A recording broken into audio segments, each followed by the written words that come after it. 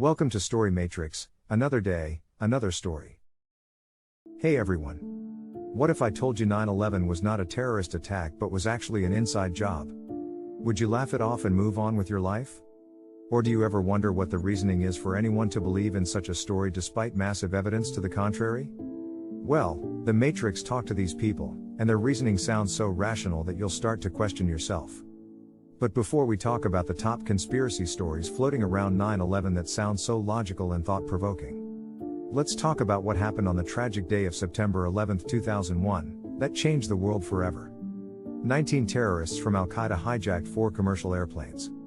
They deliberately crashed 2 of the planes into the upper floors of the North and South Towers of the World Trade Center complex. The third plane into the Pentagon in Arlington, Virginia.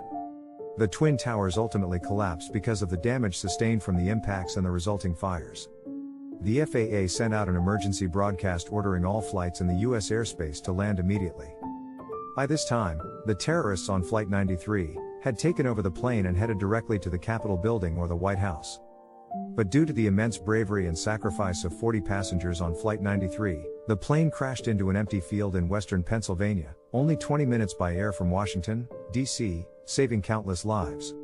The attacks killed 2,977 people from 93 nations.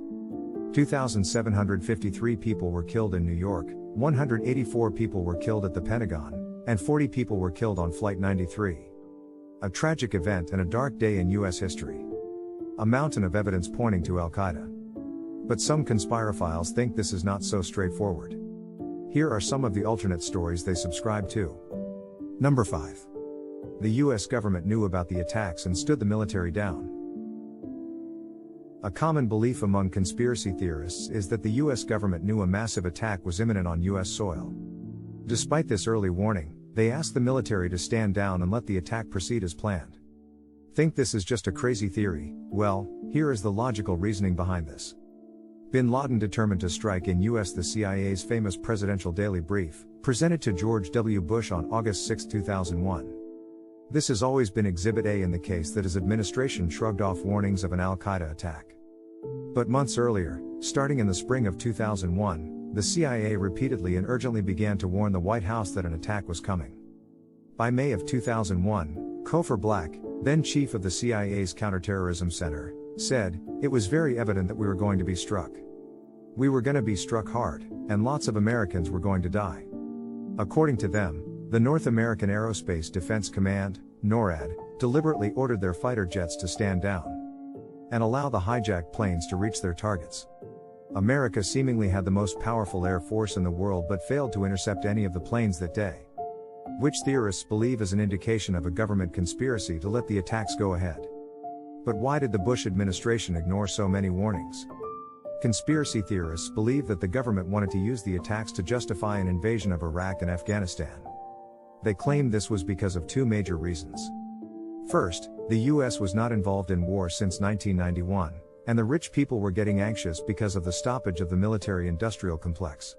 Which meant that the US not being involved in wars was costing the elites to lose money. The second reason? It's oil. Oil is called liquid gold and Iraq and Afghanistan has a lot of it. They claim that the US wanted oil so badly and that conquering a Middle East country would secure the economic interests of the US. Number 4.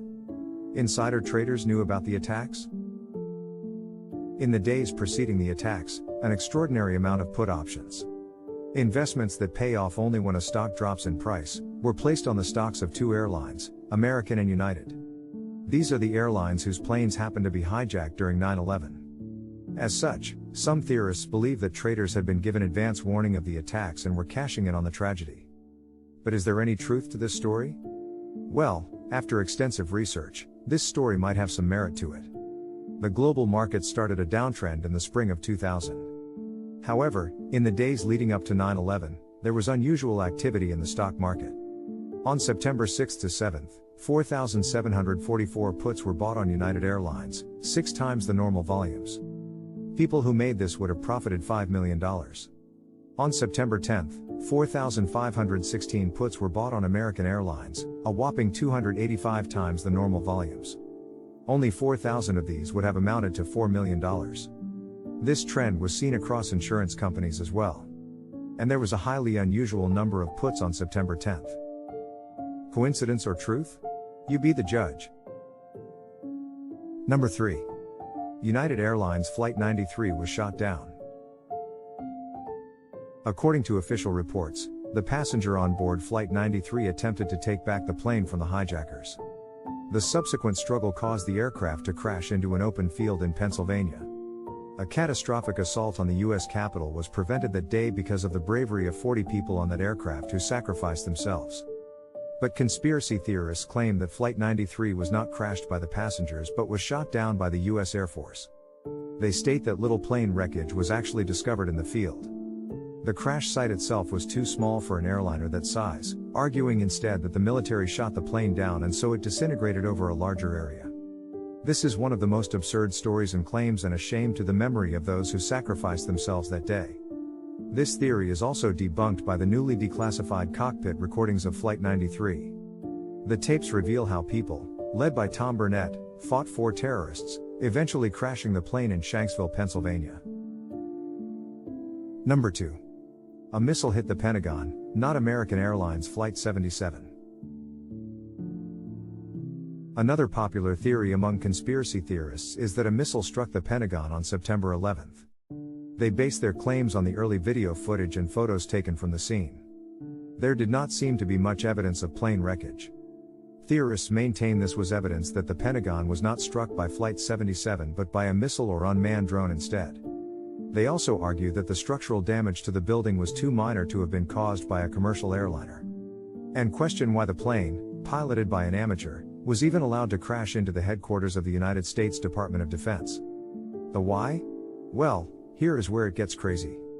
Some conspiracy theorists believe that the US was hit by one of the enemies, mainly Russia, after the end of the Cold War through Cuba. They claim that the US was so ashamed of this incident they made a deal with the Russians to keep it under wraps. The other conspiracy theorists believe that the US was testing missiles on the eastern seaboard, and one of them accidentally veered off and hit the Pentagon.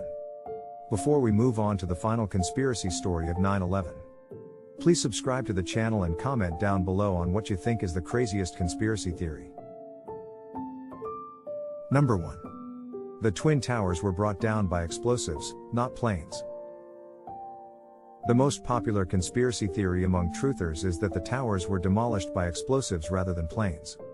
They liken the collapse of the North and South Towers to an act of controlled demolition due to the way the buildings fell so quickly and perfectly into their own footprint. After the dust had settled, theorists raised further evidence in the form of witness testimonies, citing reports of explosions being heard before the towers collapsed and debris visibly shooting out from the lower levels of the buildings. To support their position, they also claim that the fires did not burn for long enough. 56 minutes in the case of the South Tower, to cause the catastrophic collapse of the towers.